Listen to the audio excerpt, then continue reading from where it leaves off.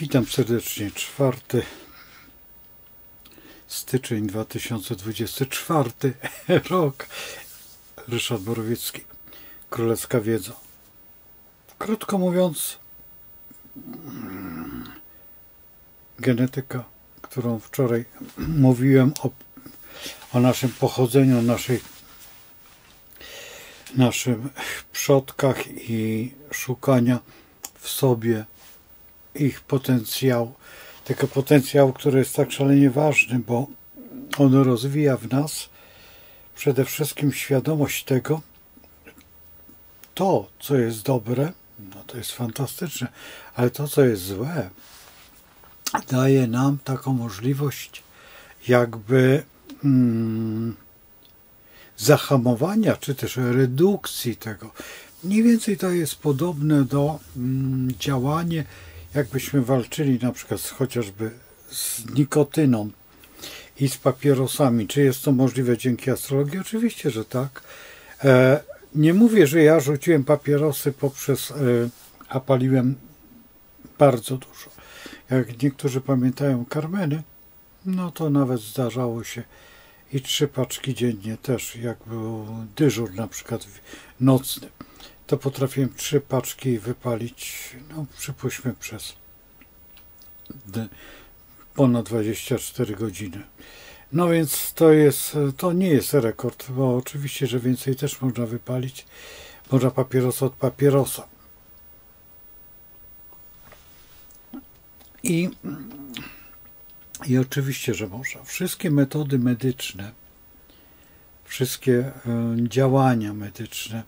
Ja tu nie chcę po prostu uczyć, ale ponieważ między innymi dlatego się znalazłem w środowisku medycznym, ze względu na to, że doradzałem jako astrolog, bioenergoterapeutom, czy też lekarzom w tych moich tutaj doświadczeniach z pacjentami w tym momencie. Nie mogę powiedzieć, że jestem lekarzem, nie zalecam, tylko raczej informuję lekarza, co jest, gdzie, dlaczego i po co. I dlatego też ostatnio zakupiłem taką książkę właśnie tutaj. Jeszcze jej nie czytałem, jeszcze jej nie przeglądałem, ale ona mnie bardzo zaintrygowała w Empiku, jak byłem. Z taką dziewczyną się spotkałem i właśnie ją oglądałem, ale no wtedy ona nie uderzyła mnie, ta książka, swoją mądrością, ale stwierdziłem, że akurat była promocja tej książki zupełnie gdzie indziej, w innym wydawnictwie. No i nabyłem. Czy jestem zadowolony? Jeszcze nie odpowiem. Jeszcze nie odpowiem. Ja zresztą będę recenzję prowadził tych wszystkich książek, które są czasami za mną, ale no, wolałbym, żeby był ktoś jeszcze, żebyśmy mogli skonfrontować niektóre rzeczy, bo na ogół wypowiadają się astrolodzy, piszą te książki pewnie z odpowiedzialnością, chociaż są odpowiedzialnością też jest tak, że tak w bioenergoterapii jest. Nie każdy bioenergoterapeuta pasuje każdemu i nie każdy bioenergoterapeuta wszystko potrafi. Tak samo jest w astrologii, mniej więcej bardzo podobnie. Zresztą ja bardzo sobie cenię specjalizację w astrologii, chociaż sam nie mogę określić, czy jestem specjalistą, czy też nie, to bardziej już Państwo mogą określić, a to dlatego, że po prostu uczę. Ze względu na to, że mam do czynienia z uczniami i z 1000 pytań, a w dodatku wykłady, które prowadzę na przykład chociażby w Łódzkim Domu Kultury, czy gdzieś tam na tych zjazdach jakichś tam dziwnych, albo jeszcze w jakiś zaproszony jestem do jakichś domów kultury, czy jeszcze jakichś innych ośrodków, czy festiwale, tak jak teraz są modne, wtedy prowadzę bardzo poważne, tylko też w zależności od środowiska, o co chodzi, bo najczęściej co będzie z tą Polską, dlaczego jest ta Polska taka, a nie taka. Albo na przykład o zdrowiu, chociażby tak jak było w Łódzkim Domu Kultury, miał przyjechać ktoś na temat, mówić na temat kręgosłupa. Ja do szefowej powiedziałem, słuchaj, no to w takim razie nie zmieniajmy tematu, tylko zostawmy ten temat. Kręgosłup w kosmogramie. Czy jest to możliwe? Oczywiście, że tak. Każdy ma jakiś tam kręgosłup swój i w każdym znaku ten kręgosłup inaczej reaguje, inaczej, no chociażby dam przykład, czy znacie kręgosłup lwa, mocny. Lwy mają zawsze kłopot z kręgosłupem. Teraz, jeżeli patrzymy, czy strzelec ma kłopoty z kręgosłupem? Nie, ale go ma powyginanego. Teraz, czy bliźnięta mają z kręgosłupem kłopoty? Absolutnie nie mają. Rzadko kiedy. Oczywiście, że może się zdarzyć jakiś bliźniak, ale czy to jest bliźniak? Też ostatnio właśnie rozmawiałem z tym, ja wczoraj mówiłem w filmie, że w tym poprzednim filmie, a tak będzie lepiej, o właśnie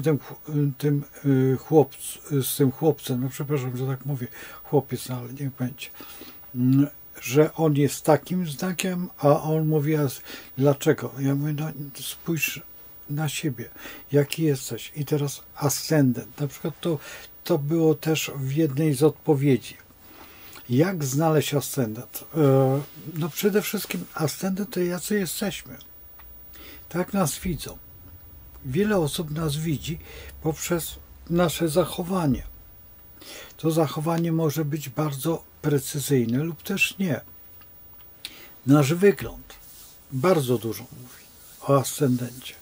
Potem następnie mówi, jest mnóstwo cech, które trzeba, no oczywiście, nauczyć się spostrzegać. Do czego się to przydaje? To jest wtedy, kiedy dostajemy ten suchy kosmogram i przyglądamy się temu kosmogramowi. Ja to uwielbiam robić przez telefon, a to jest po takim moim koledze Ziutku, niektórzy łodzianie to już będą wiedzieć, o kogo chodzi, i do niego dzwoniła taka pani i tamta pani coś tam pytała się o coś, no i on powiedział jej, jaką ma w tej chwili bieliznę. To jej słuchawka od ucha odpadła. Ja z kolei miałem taką przygodę, że zacząłem rozmawiać i właśnie zacząłem się wypytywać tej osoby o te jej szczegóły. I w pewnym momencie mówi, czy ja mogę przerwać tą rozmowę. Ja mówię, że oczywiście, że tak. Nie ma, co się stało, że pani przerwała. Nie, poszłam się ubrać, bo się wstydzę pana. I to są właśnie te chwile, które są dla mnie znamienite. No przecież ja nie jestem jasnowidzem, ani nikim akurat, tylko w kosmogramie są pewne charakterystyczne rzeczy. Tak, też miałem w TOI taki przypadek, gdzie koleżanka mało, że tam zawsze się wygłupiali w dyżurce,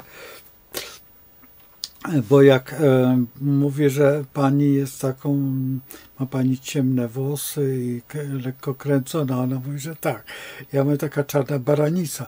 No i ta koleżanka tam ryknęła śmiechem tak, że było aż słychać, aż nie było nieprzyjemnie. No ale taki jest fakt. A z kolei jak coś się zgadzało, to było tak, hurra, hurra, hurra. Albo zaczynali klaskać. No przecież to było słychać. Jeszcze czasami były drzwi niedomknięte od reżyserki, no i w ogóle był cyrk. Bo tak jest. Bo taka jest rzeczywistość, że po prostu zadaje się pewne pytania. Teraz po co?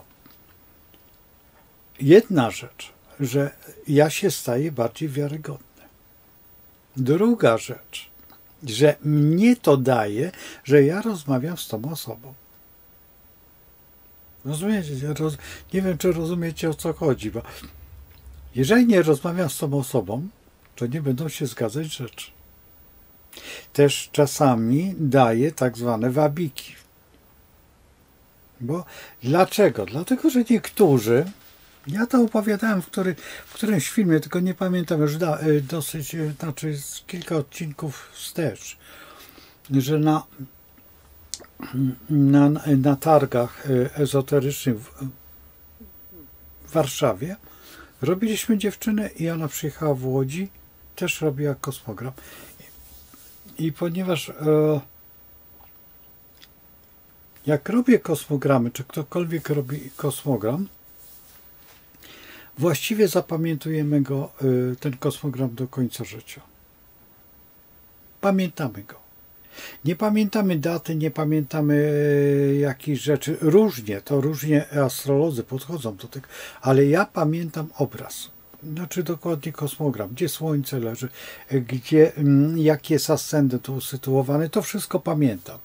No i właśnie w pewnym momencie mówię do koleżanki, która robiła, asystentka, robiła ten kosmogram, ja popraw ten kosmogram tu i to. A ona mówi, skąd ty wiesz? Ja mówię, popraw go, bo ja mówię, ta dziewczyna była kiedyś u Leszka. Ja mówię o profesor Leszku Weresie. I ona mówi, na pewno. Ja mówię, słuchaj, zaraz zadzwonię. I do Witka zadzwoniłem, do asystenta z Warszawy. I mówię, Witek, słuchaj, pamiętasz tą? I mówię, tam pewne rzeczy. A on mówi, tak, pamiętam. Ona tam miała ascendent tu i słońce tu i to. Ja mówię, i zrób tak. No i co się okazało? No, oczywiście, że zrobiła, ale jej prawdopodobnie chodziło o jakąś trzecią osobę. Zamiast od razu powiedzieć, że chcemy, to niektórzy po prostu tak, przypuśćmy, będziemy tutaj w offsetce robić te rzeczy, będziemy tutaj, jak tylko będzie możliwość, jak już otworzy się offsetka, będę robił z Państwem kosmogram. Podajecie jakieś dane. Oczywiście ja te dane będę chciał ukryć. Znaczy ukryć te dane ze względu na to, że bardzo często mówicie tak, że Ryszard Borowiecki urodzony dnia tego i tego o godzinie tej i tej.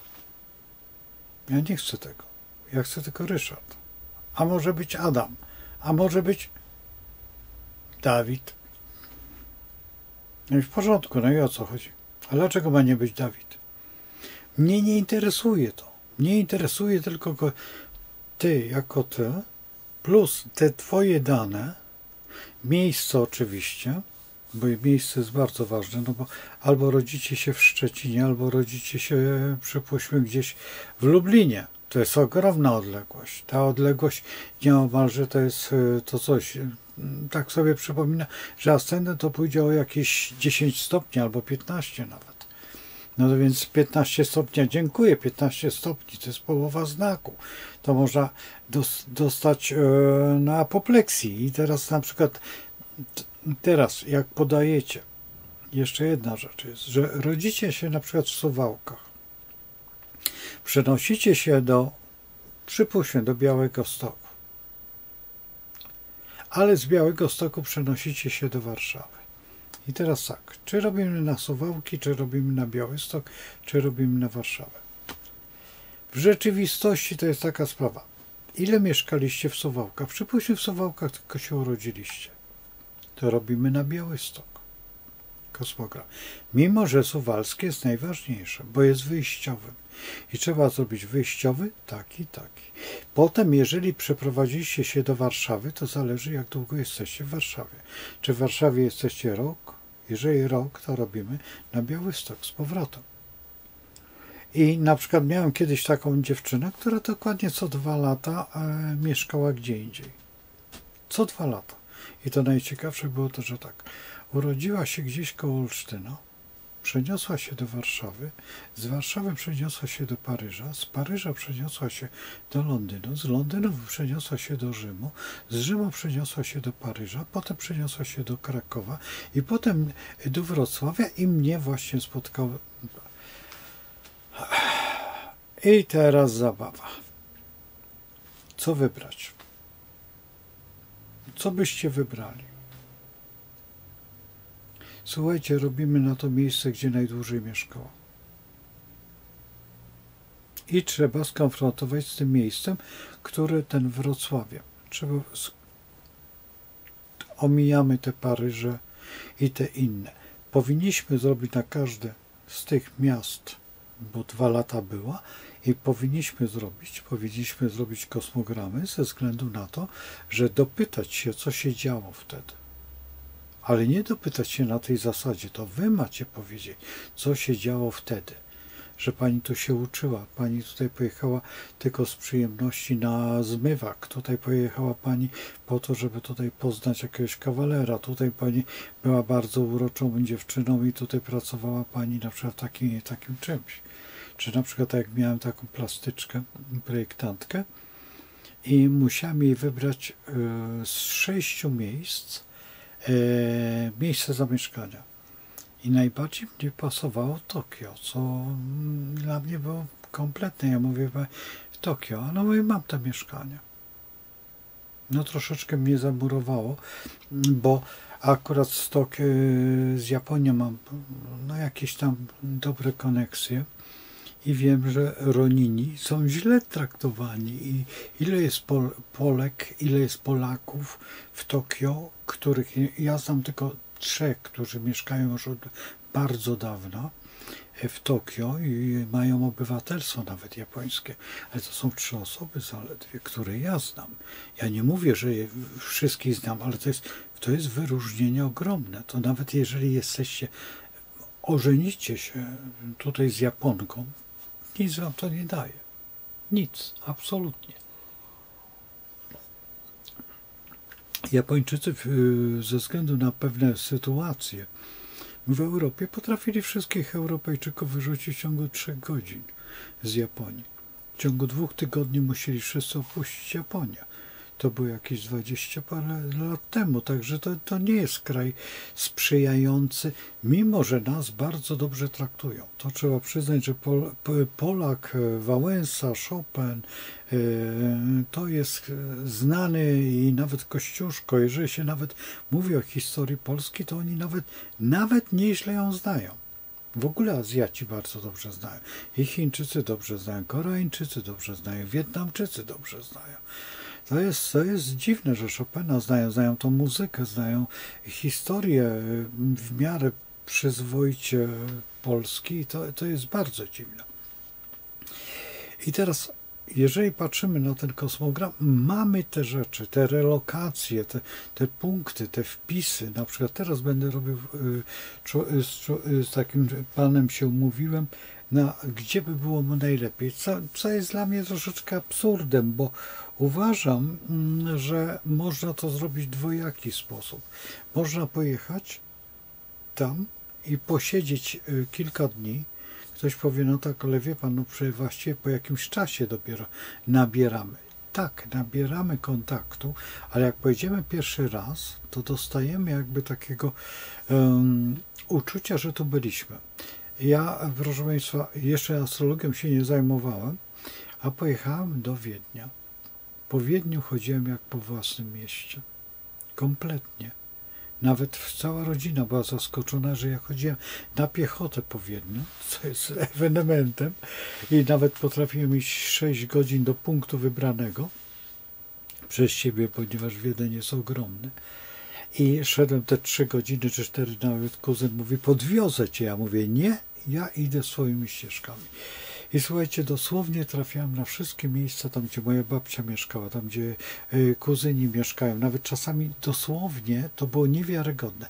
I drugim miejscem, którym tak przeżyłem takie, no można powiedzieć, nie wiem, czy to jak to nazwać nawet, to była Tylża w Sawieckoje, w oblasti kaliningradzkiej.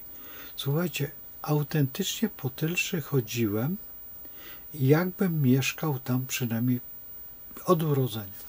Ja nawet wiedziałem, na którym piętrze mieszkają moi znajomi. Oni szli, a ja zaczynałem, to nie jest ten blok, chodźcie, to ten blok na drugim piętrze będzie to mieszkanie. Nie dając mnie żadnego adresu, tylko mówili, słuchajcie, podjedźmy tam, a ja mówię, chodźcie, idziemy tutaj, oni na drugim miejscu mieszkają.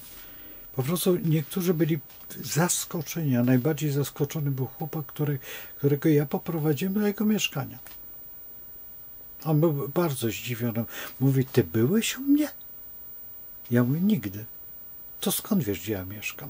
A wchodziło się, no bardzo dziwnie, bo wchodziło się do bramy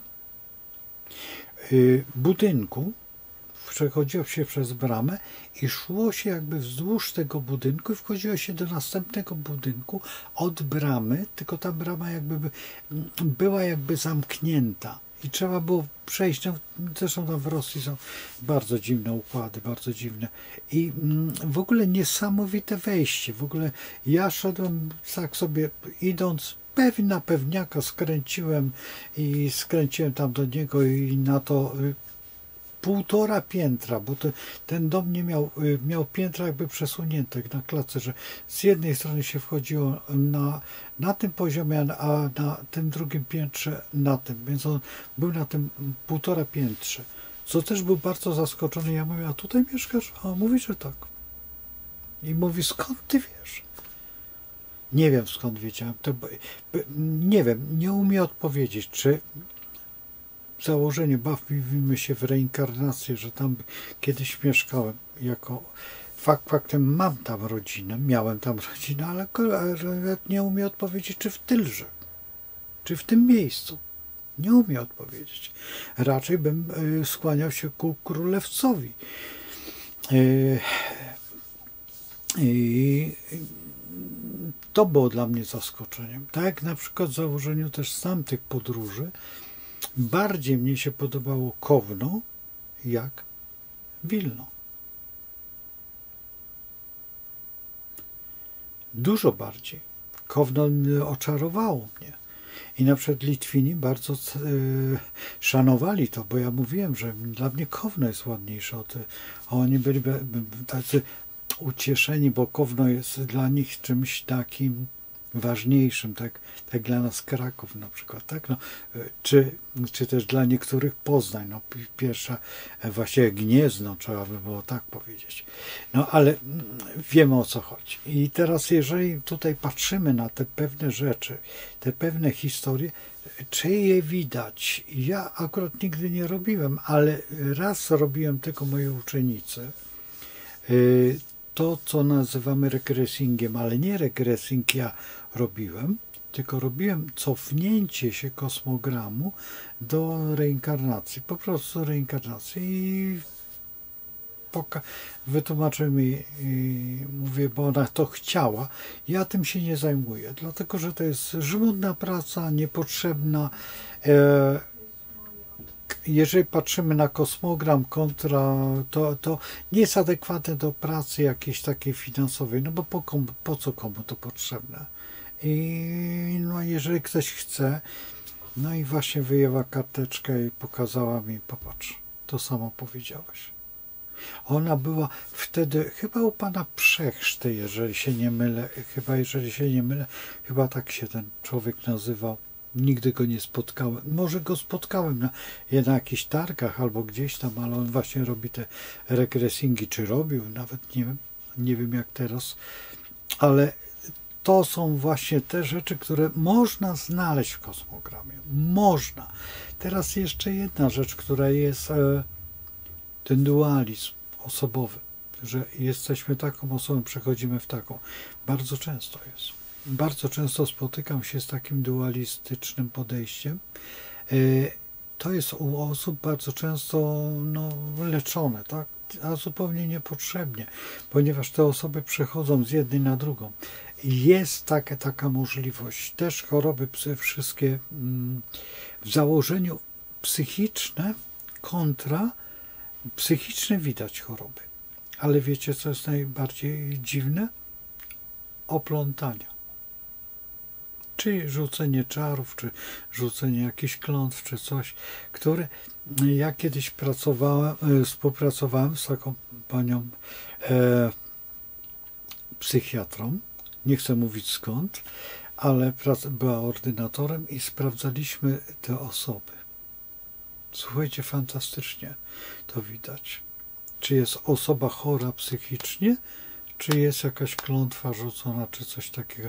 A to są straszne rzeczy. Teraz wyobraźcie sobie na przykład niektóre miejsca w Polsce, tak na przykład chociażby Kaszuby, Powiecie dlaczego? No, to sobie przypomnijcie plan Wisła. No i wtedy Kaszubi potrafią to robić i ci, którzy przyjechali, też potrafią to robić i na siebie. Tam po prostu to jest coś niesamowitego. Takie to samo jest na Śląsku. Tam nie pamiętam, które, ale ja raz byłem tylko w tym miejscu, po prostu tam mam rodzinę i akurat też tam właśnie mówiono mi o tych śląskich, no powiedzmy, że wiedźmach, czy jak to, bo to nie są szeptuchy, ale były szeptuchy i szeptuchy faktycznie potrafią i pamiętajcie o tym, że są 3 rodzaje szeptuch. Są białe, szare i czarne. Czarne są te, które robią te dziwne rzeczy, te białe są te dobre. Czy jest to prawda? To nie jest prawda, tylko po prostu ich morale. I tak samo jest wśród astrologów. Też wam powiem, że też spotkałem się z astrologią taką bardzo złą, bardzo nawet, no co to ukrywać, nie chcę mówić kto, co, jak, ale niektórzy astrolodzy wiedzą, o co chodzi, o taką bardzo dobrą interpretatorkę, która nie żyje. Nie chcę mówić z którego miasta, ale już chyba wiecie, o co chodzi, koleżankę naszą. I właśnie dotknęła chyba tej magii astrologii, tej ciemnej, którą no, trzeba nauczyć redukować to i to jest bardzo trudne. To jest bardzo trudne, dlaczego? Dlatego, że astrologia jest dziedziną w ogóle bardzo niebezpieczną. Trzeba przyznać, że ja to mówię z pełną odpowiedzialnością.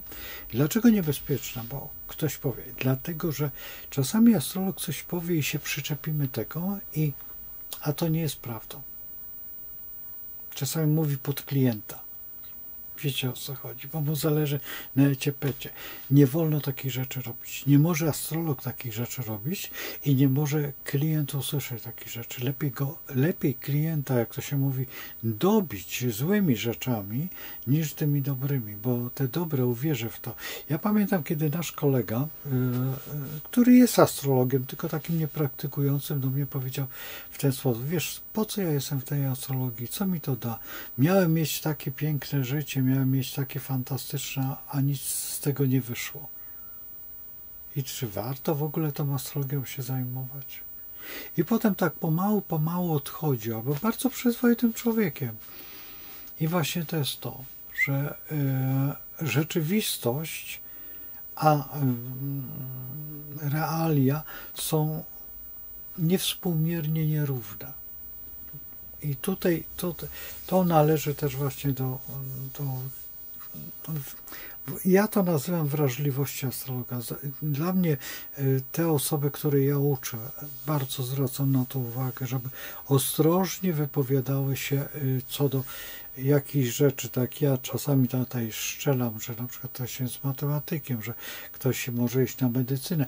U młodego człowieka, jeżeli jesteście pewni tego, co robicie, to róbcie. Ale jeżeli nie macie, no Tomek zresztą zawsze mówił, że idźcie do Ryszarda, on nie wiem skąd on to wie, ale on jest lepszy. Bo faktycznie ja bardzo mam tą, nie wiem czy można powiedzieć łatwość oceny, ale łatwość w interpretacji jakby predyspozycji, no nazwijmy to zawodowych, no bo to zawodowe, nie zawsze są to zawodowe, bo czasami jest to hobby. No, ale tak jak mówię, kiedyś na moim koledze, już nie żyjącym, Beńku, no, prosił mnie dosłownie na kilka miesięcy przed swoją śmiercią. I to było dziwne, bo ja też to mówiłem kiedyś, że po prostu ten kosmogram dałem mojemu koledze Romkowi do oceny i Romek mówi tak do mnie, mówi: słuchaj, czy on w ogóle żyje? I ja mówię: tak, ale dlaczego tak mówisz? No bo jego jakby nie było. Ja to potraktowałem troszeczkę, wiecie, tak, że on nie ma tego hobby, rozumiecie, o co chodzi, że I on mnie prosił, bo nie powiedział tego słowa, że jest pusty, ale chciałby, żeby coś mu znaleźć z tego jego kosmogramu. A to była postać bardzo dziwna, ponieważ on znał swoje przyjście na jakby to wytłumaczyć, jak się rodził, tak jakby obserwował i wszystko wiedział dosłownie, jak wyglądał jego poród. I co ze szczegółami. Tak by dziecko się rodziło, obserwowała ta dusza, to dziecko i dopiero w pewnym momencie rzucony w to dziecko i to dziecko zaczęło żyć, ponieważ ponoć on się urodził, tak jak słyszałem, taki no z tym ciężkim no tak Abgard, chyba tak to się nazywa, że się nie mylę. No, jak się mylę, to poprawcie albo wybaczcie. I bardzo niskim, tak, tym takim słabym. I właśnie prosił mnie. I potem jak on już odszedł, jak no, był jego pogrzeb, wtedy mnie było bardzo przykro. I przypomniałem sobie Romana słowa, czy on żyje. To było dla mnie, no wtedy było właśnie szokiem. Bo tak jest, że i teraz warto, i w tym momencie właśnie warto zbudować temu klientowi czy pacjentowi tą szansę jego realizacji siebie, to co jest dla mnie bardzo ważne, dlatego też bardzo często szukam tego hobby. To hobby jest bardzo łatwe wykryć w momencie, kiedy są te trudne odcinki życia, na przykład chociażby uraniczne, tak, czy neptuniczne, te kryzysy wieku. To są bardzo łatwe do odkrycia, bo wtedy materia człowieka, psychika człowieka, materia, dobrze, niech będzie, jest bardzo łatwa i taka ulegająca tej rzeczywistości. Jeżeli się powie, że słuchaj, rzuć to, zacznij malować, zacznij uczyć się na fortepianie, grać, czy na skrzypcach nie polecam, bo to jest trudne, ale na przykład w założeniu, że ktoś ma takie zacięcie, to oczywiście, czy nawet na flecie, czy nawet na organkach. Jeżeli to jest, ma te Neptuny mocno osadzone, jeżeli ktoś ma Urana, niech się weźmie za komputery, czy za jakieś grafikę komputerową, czy na przykład za fotografię.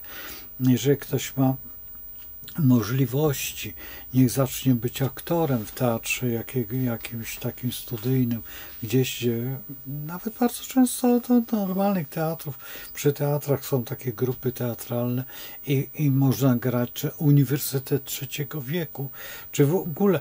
Ja nie poznałem tego człowieka, ale słyszałem na Wyższej Szkole Sztuk Pięknych, 70-paroletni i profesorowie byli zaskoczeni, że on jest twórczy, ponieważ twórczość ponoć się kończy w wieku 60, tam nawet nie 60, to 54 lat. Możliwe, że tak, chociaż ja nie twierdzę, że nie jestem twórczy. Nawet moi koledzy, którzy są, mówi, ty ciągle myślisz i ciągle tworzysz.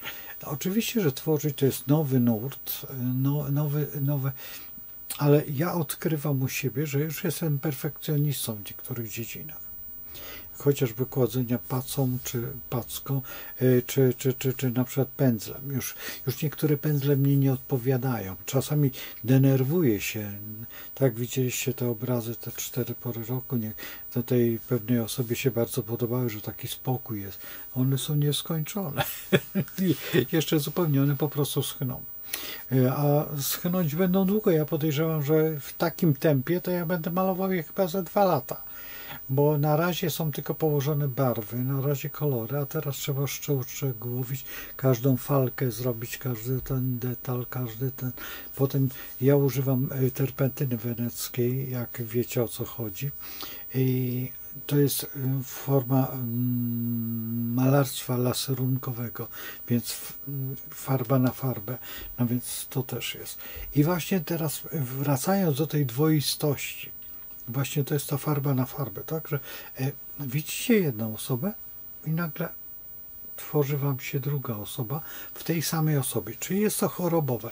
Niekoniecznie. Czasami gramy tak, czasami stajemy się. Bardzo często gramy, jak jesteśmy młodzi ludzie, no młodzi mężczyźni przed tą wybranką naszą. Stajemy się tacy jakby... I też są osoby, na przykład zauważam u kobiet bardzo często, że zmieniają się, w pracy jest inna, a w domu jest inna. I często to jest. Czy to jest dobre? To jest bardzo złe. Dlatego, że ta dwoistość buduje też w osobie no taki, powiedzmy, że skandal nerwowy. Te osoby są na dwóch pułapach nerwowych i za bardzo nie potrafią znaleźć tego pułapu, bo ta waga zaczyna funkcjonować różnie. I co najciekawsze, że właśnie ten znak wagi bardzo często występuje w kolizji do planet.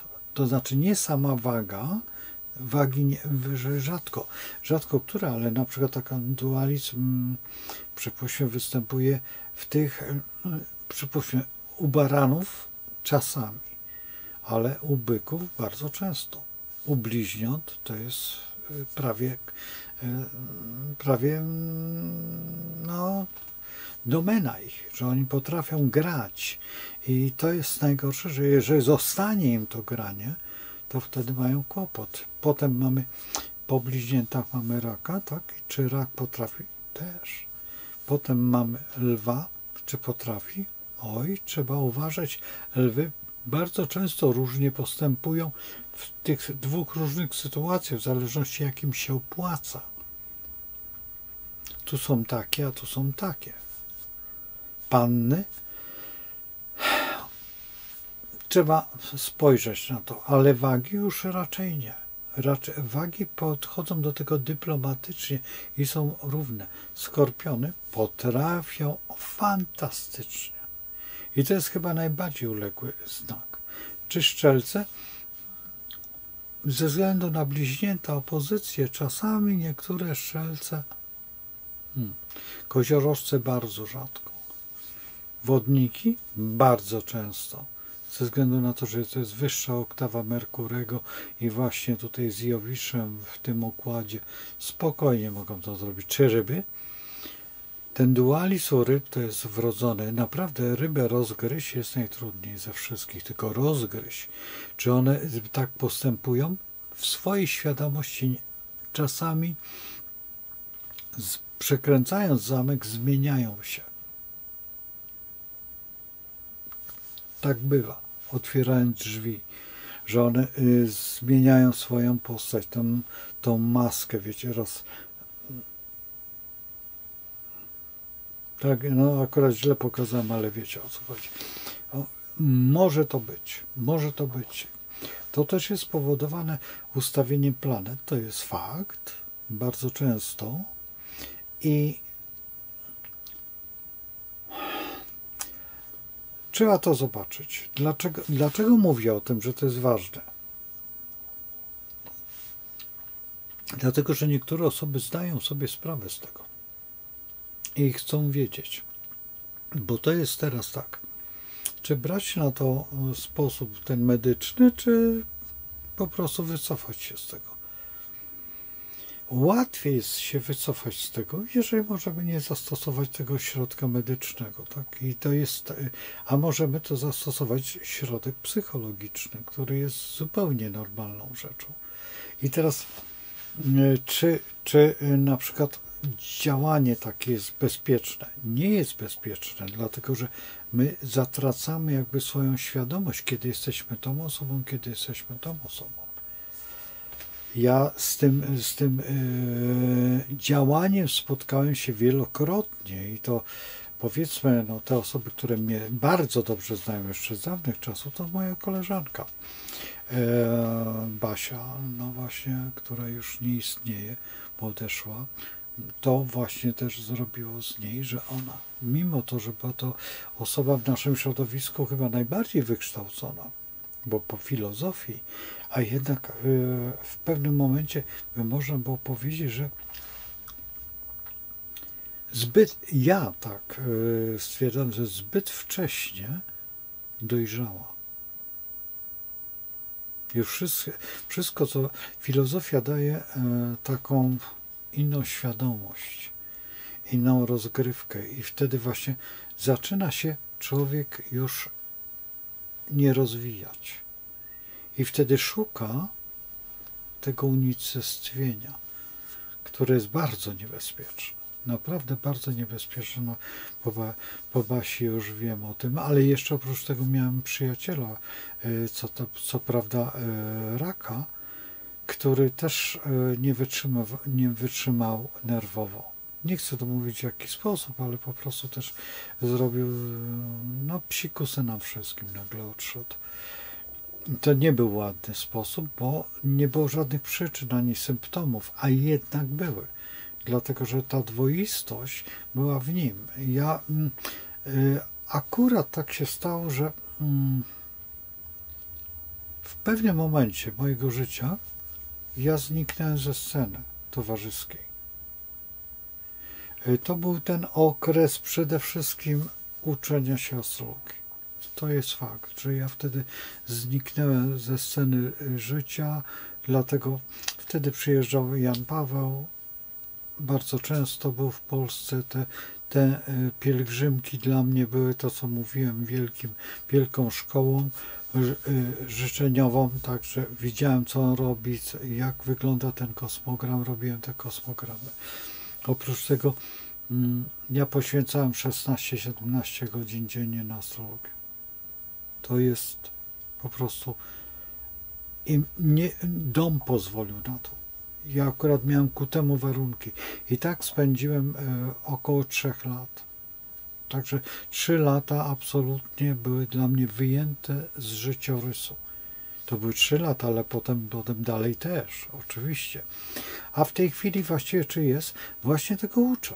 Właśnie o tym rozmawiam, o tym pokazuję to. Cały ten blog, który już siątki, już zaczyna dziesiątki chwytać, przekraczać chyba nawet.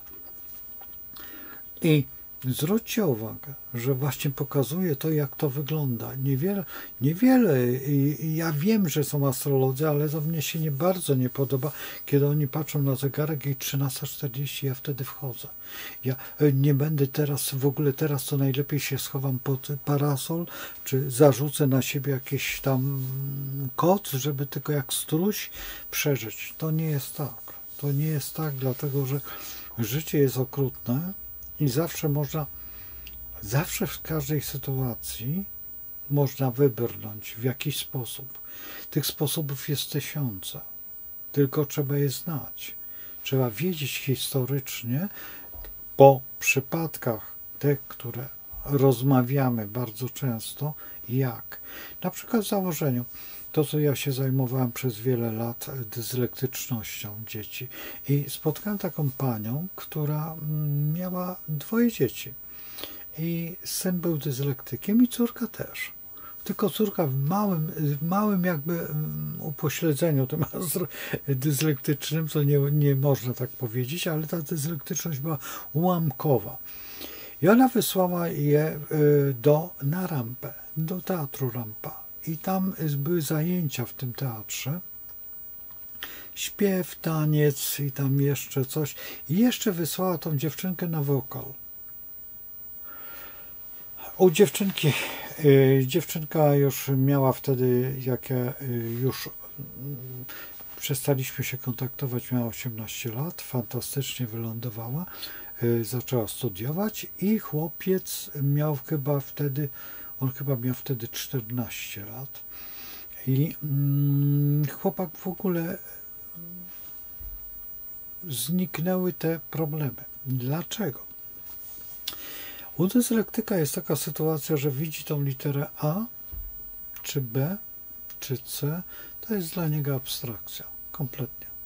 Ja kiedyś pokazywałem taki rysunek, jak to wygląda tutaj, jak wygląda dyslektyczność. Ja kiedyś pokażę. To wygląda tak, jakby była taka 2 jajka, 8, jakby 8 była i przekreślona. więc widzi raz B, raz widzi P, raz widzi A, raz widzi O, raz widzi coś tam i teraz złożyć z tego słowo to jest prawie niemożliwe odczytanie, ponieważ te litery mu się mieszają. Czy to widać w astrologii? Idealnie widać. Dyslektyczność widać w astrologii, dlatego też zwróciłem i ta pani zaczęła mi opowiadać, co ona zrobiła. Właśnie ta rampa, to śpiewanie, to działanie. I o co chodzi? Chodzi o werbalne wyuczenie pewnych nawyków, chociażby sylaby. My nie uczymy sylabami, tylko uczymy literami. Dopiero tworzymy sylaby i kiedy uczono w średniowieczu sylabowego języka, było dużo łatwiej. Na przykład ja byłem zaskoczony też, jak mieszkałem na Litwie, znaczy tej oblasti kaliningradzkiej na Litwie też, bo tu i tu miałem swój office, czyli swoje biuro, miałem 2 biura. Miałem w Tylży właśnie i w Jurbarkas, dokładnie na Litwie, i przejeżdżałem z jednego miasta do drugiego i w zależności gdzie miałem, no, była sprawa interesów, gdzie i właśnie o to chodziło, że pytałem się Litwinów, dlaczego? Dlatego, że oni mają tych liter troszeczkę więcej, i takie z umlałem A, z kreską takim ptaszkiem, i pytałem się, o czym oni chcą. Bywała. Jest czasami ta dyslektyczność, bywa, ale u nas jest to zupełnie normalne. U nas jest i będzie się to nasilać. Dlaczego? Dlatego, że w tej chwili im wyższa jest świadomość społeczna, im bardziej wrażliwi są rodzice, tworzą właśnie dyslektyków. Dysleksja jest wynikiem wyższej świadomości, dlatego że dyslektycy to jest taka forma jakby nadinteligencji. To są dzieci, które myślą niekonwencjonalnie. To jest Einstein, to są Andersen, to są ludzie największego lotu. Jeżeli ktokolwiek nie rozumie, co to jest dysleksja, a już najbardziej ci nauczyciele, którzy tam wybijają głowę, to nawet sobie nie wyobrażają, jak dyslektyk fantastycznie myśli. Jak dyslektyk potrafi chwycić takich równań matematycznych, jeżeli się tego nauczy, albo jeżeli to zna jakiś przedmiot, to w tym przedmiocie jest wirtuozem. I to nie ma gadania. Ja miałem z dziećmi dyslektycznymi i dzisiaj mój jeden dyslektyk jest lekarzem, stomatologiem, zresztą doskonałym. Mam nadzieję, że go wreszcie zaproszę i będziemy też rozmawiać w offsetce o tym, bo tylko z tym, że on nie pamięta w ogóle tego okresu. Wymazał sobie ten okres. Mam plastyczkę, fantastyczną plastyczkę, którą też rehabilitowałem. Ona była dyslektykiem, ale bardzo lekkim. I potem miałem jeszcze chłopca, i jeszcze dwoje chłopców, ale już ich nie ma, bo wyjechali za granicę i sobie dają świetnie radę. Jeden jest muzykiem, kompozytorem, tak, ale raczej akompaniatorem, i gra świetnie i doprowadził to do perfekcji niesamowitej jako dyslektyk. I nie wiem, jak właśnie to jest dziwne było, że on nuty fantastycznie czytał, a zdania było makabra. I jeszcze jedna rzecz, że macie dyslektyka, to sprawdźcie ze stoperem, ile czyta słów na minutę. Jeżeli czyta powyżej 70 słów, do 70, nie przejmujcie się, to już nie jest dyslektyk. To jest po prostu inne. Czy warto? Wtedy idźcie na kurs szybkiego czytania. Wyślijcie to dziecko na kurs szybkiego czytania i wtedy już nie będzie. Powiedzmy, że bo po prostu nie ma techniki i tutaj to nie są dyslektycy. Jeżeli dyslektyk czyta, no przykro, ale czasami 11 słów na minutę. Czasami 13. To już jest. Ja odebrałem takich 2 chłopców, którzy czytali dokładnie. Jeden czytał 7 słów na minutę. I był w 5. klasie. Wyobraźcie sobie, w 5. klasie bez straty roku. I nauczyciele nie wiedzieli o tym, że on jest dyslektykiem. Rodzice wiedzieli. Dlaczego? Dlatego, że miał tak rozwiniętą pamięć, że pamiętał dokładnie wszystkie czytanki. Jak tylko mu się przeczytało tą czytankę, to on czytał ją. Jak zacząłem z nim ćwiczyć, to po prostu mi się wierzyć nie chciało. No dzisiaj jest właśnie tym muzykiem. Wyobraźcie sobie, taka genialna pamięć. I mało tego, jak się mu czytało i pokazywało się litery, znaczy te słowa, to on nie pamiętał już. I wtedy czytał w ten sposób. Ale przypuśćmy, że się kartkę obróciło, on czytał też. Nie wiem, czy wiecie, ale jeden z ludzi II wojny światowej, pan z wielkim cygarem, właśnie tak czytał. Obrócono mu kartkę i on też czytał. Całe przemówienie miał zapisane i uczył się na pamięć, bo jego sekretarka mu czytała. Także to nie jest tak, że to nie jest spotykane. To jest spotykane wśród wielu artystów, wśród wielkich ludzi, profesorów. Nawet sobie nie wyobrażacie, kto w Polsce, może kto jest dyslektykiem. Czasami przyznają się dyslektycy do dysleksji i no cóż, ale to jest wspaniały okres, kiedy właśnie wyprowadzałem i się bardzo cieszę, że udało się wyprowadzić. Najbardziej się cieszę właśnie z Rafała tutaj, że został tym lekarzem, bo mama była załamana. Ja pamiętam, kiedy płakała, ojciec był przerażony, po prostu przerażony dzieckiem, a ja powiedziałem, spokojnie wyprowadzimy. To jest to. Słuchajcie, uciekam, bo już chcę zakończyć tutaj.